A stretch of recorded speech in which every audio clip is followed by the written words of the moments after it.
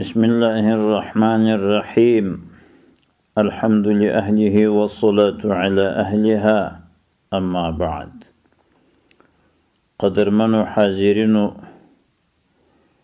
غواړم چې پر دې موضوع څه خبره وکم چې د قرآن کریم مچول شرعاً څه حکم لري. بعضی هغه کسان چې بې علم کسان دي، ناپوهه کسان دي، هغو خو ویلي دي چې د قرآن کریم مچول بدعت دی، حرام دی. حضراتو دا خبره سراسر غلطه ده.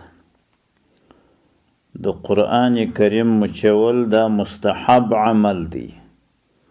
دا به د قرآن کریم تعظیم او تکریم شي. دا د قرآن کریم مچول دا به د قرآن کریم یو عزت شي. نو د دې دپاره غواړم چې سند وړاندې کم چې د قرآن کریم مچول دا مستحب عمل دی. عکرمة بن ابي جهل دا صحابي دی رضی الله عنه. وایده به قرآن کریم را واخستی، پر مخ به کښېښوي او بیا به ژړله او دا به ویل کلام ربی کلام ربی. نو عکرمه ادي جلیل القدر صحابی دی. ادي قرآن کریم را اخی پر مخی اجدی او بیا جاړي او بیا وای کلام ربی کلام ربی. نو وګوري مجمع الزوائد نهم جلد 486 صفحه باب ما جاء في عكرمة بن ابي جهل رضي الله عنه. او هذا القياس مستدرك د حاکم وګوري. مستدرك د حاکم دریم جلد 243 صفحه كتاب معرفة الصحابة باب ذكر مناقب عكرمة بن ابي جهل.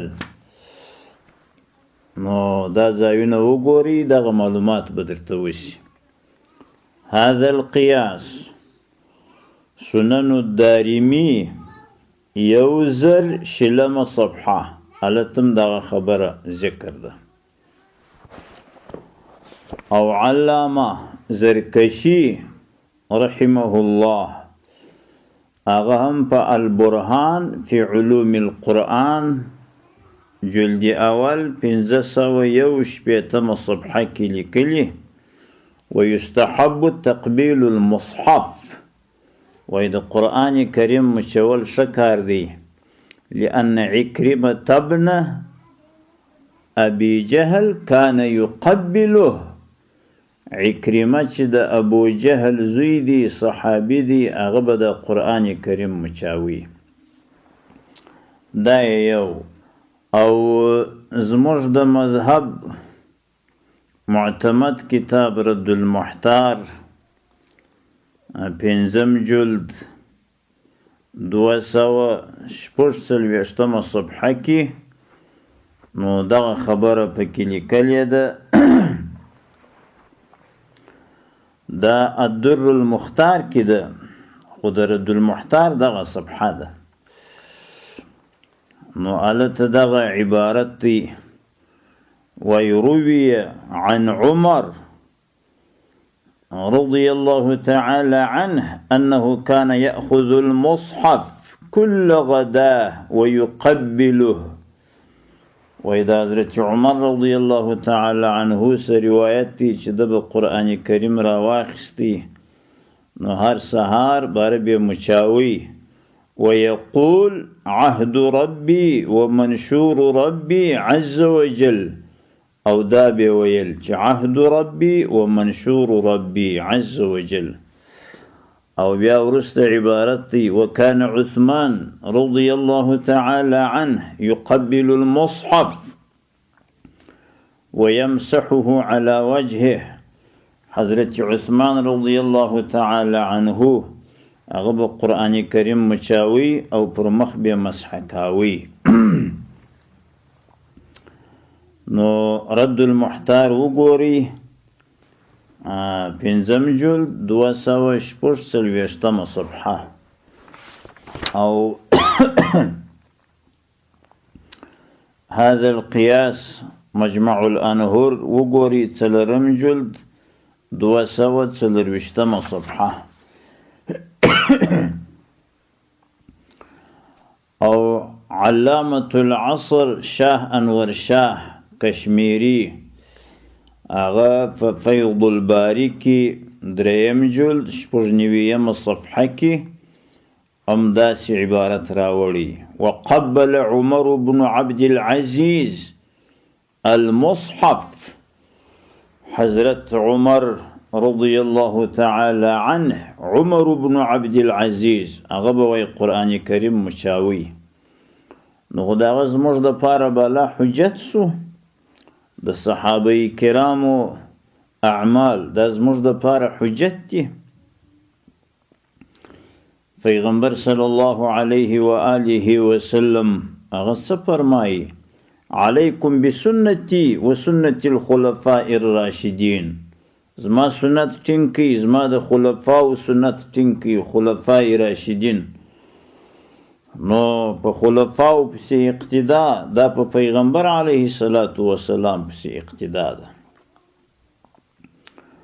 او دومه خبره دا ده چې دا د ډوډۍ مچول دا شرعاً څه حکم لري؟ د ډوډۍ مچول